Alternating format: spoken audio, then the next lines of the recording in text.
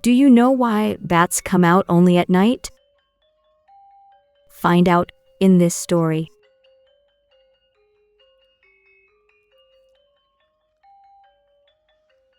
Oh, what a waste, shouted Kitut the squirrel.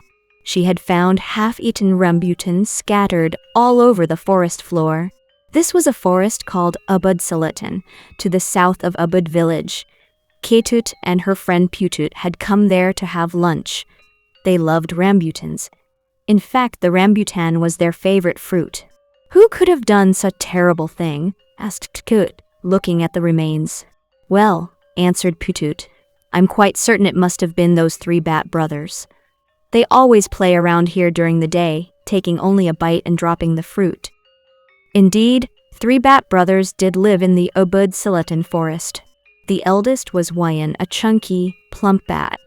The second was Maid, tall and thin.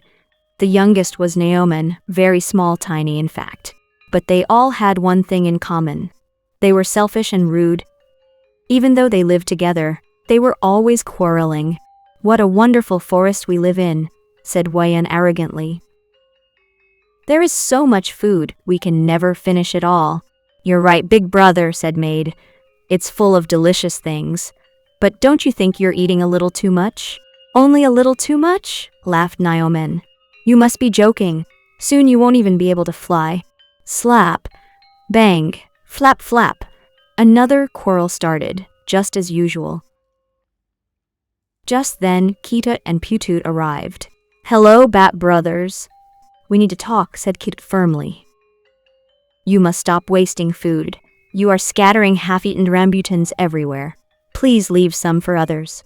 Shut up, you noisy squirrels, shouted Wayan angrily. It's none of your business how we eat. Go away and don't come back. The bats were in a foul mood. Soon, they began throwing small stones at Kitut and Putut. Get lost, or we'll throw more, they yelled. The squirrels had no way to fight back. The bats flew too quickly, darting through the sky. So, Kitut and Putut ran away. The squirrels went to visit Idobagus the monkey, the wise leader of the forest. Idobagus listened carefully and sat in deep thought. Fighting will not solve anything, he said at last. It only makes things worse. I have heard the same complaints from many others. One voice alone is weak, but together many voices can become strong. Let us call everyone together. Let us have a meeting. Kitut and Putut went around the forest and invited all the animals. When everyone had gathered, the story was always the same. They are a real nuisance, said one. My family finds less and less food every day, said another. We complain, but they never listen, said others. What can we do? Everyone wondered. At last, Idobagus stood up and spoke. Everyone, please listen. We must work together to solve this problem. Starting today, we will collect all the forest food before the bats eat it. We will do this every day until they learn to listen. Soon, the forest changed. The bats could not find enough food. They became hungry, weak, and afraid. What is happening? Grumbled Wayan. There was plenty of food before. I don't care why, cried Maid. I just want to eat. I'm too hungry to fly. Please, help, whispered little Naoman. One day, Idobagus visited the bats. You have brought this upon yourselves, he said calmly. You wasted the forest's precious food, and now everyone is upset with you. If you want to eat again, you must come to the next meeting and apologize for what you have done. We wasted your food. Please forgive us. Idobagus nodded. The forest's food belongs to everyone, he said. We must share it fairly and take only what we need. Yes, let's do that, said Bat Brothers. It's agreed, cried all the animals together. The bats had wasted the forest's food and made everyone unhappy. When they understood what they had done, they felt deeply ashamed. At the forest meeting, new rules were made so everyone could share fairly. And from that day on, the bats chose the night as their time quietly, away from the daylight. At twilight, the bats would meet the other animals. Terima kasih, they would say.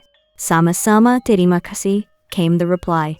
And from then on, the three Bat brothers and the forest folk lived peacefully and happily together in the forest of Ubud Selatan. Let's learn about Bali Island and Balinese kids' stories. Bali, part of Indonesia, known all over the world as a resort island, has its own unique culture based on religious origins. The Balinese people are Hindu, while those in the rest of Indonesia are devoted to Islam. Balinese Hinduism is different from the original Indian Hinduism in a number of ways, and it has its own unique characteristics. The people of Bali, who are mostly farmers, are devout Hindu believers, and their lifestyle is based on their religion. The arts of gamelan music, Balinese dance, painting, wood carving, butsa, etc., are all influenced by this aspect of Balinese life. In each Balinese village, there are many children's stories, some unique to that area. Such stories have always been communicated as an oral tradition from parents to children and are rarely written down in book form. There are adventure stories to inspire the child's imagination, stories about animals, and stories to teach the importance of peaceful coexistence. There are so many that it's increasingly important to make a record of them before they disappear.